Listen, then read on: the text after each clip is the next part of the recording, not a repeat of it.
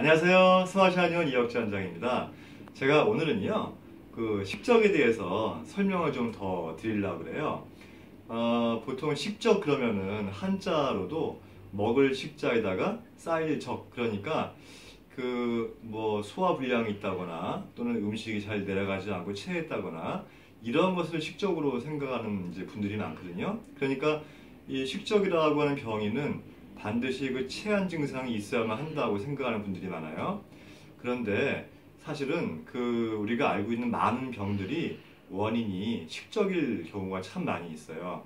예를 들면은 이 만성 피로 있죠. 항상 피곤하고 기운이 오고 눕고 싶은 거. 이게 기가 허하거나 혈이 허하거나 이렇게 몸에 어떤 영양 물질이 부족해서 오는 그런 피곤함도 있지만 사실은 이 식적으로 해서 오는 피곤한 증상도 굉장히 많습니다.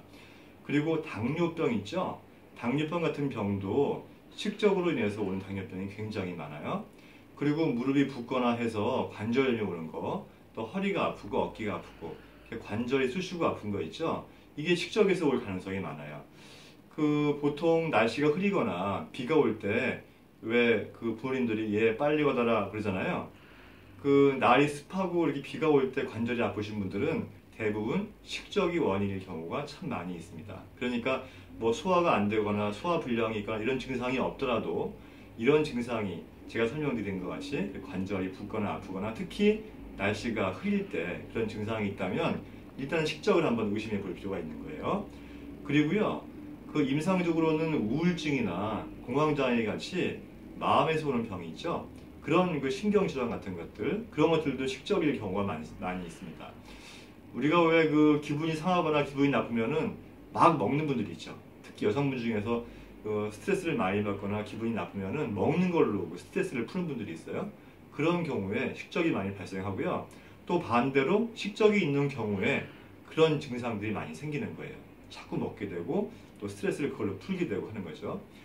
제가 예전에 불면증을 치료할 때 불면증 환자들이 병인 중에서 뭐가 제일 많을까 하고 보니까 스트레스에서 오는 칠점보다 오히려 식적에서 오는 환자들이 훨씬 더 많아졌어요. 그런 걸 봐도 이 식적이라고 하는 것은 여러 가지 질환, 여러 가지 병증의 근본 원인으로서 많이 작용을 하는 것이죠. 그러니까 우리가 지금부터는 소화가 안 된다거나 음식을 잘 못 먹는다거나 이런 증상만이 원인이 식적이 아니고 우리가 알고 있는 많은 병들, 제가 지금까지 말씀드린 증상 이외에도 머리가 아프거나 시력이 떨어지거나 비염이 있거나 아토피가 있거나 이런 모든 것들이 식적이 원인이 돼서 오는 게 참 많다는 거예요. 그래서 나에게 어떤 병이 있다면 이 병의 원인이 무엇일까? 이것을 먼저 빨리 알아서 거기에 맞게 치료를 하는 것이 중요하다는 생각입니다.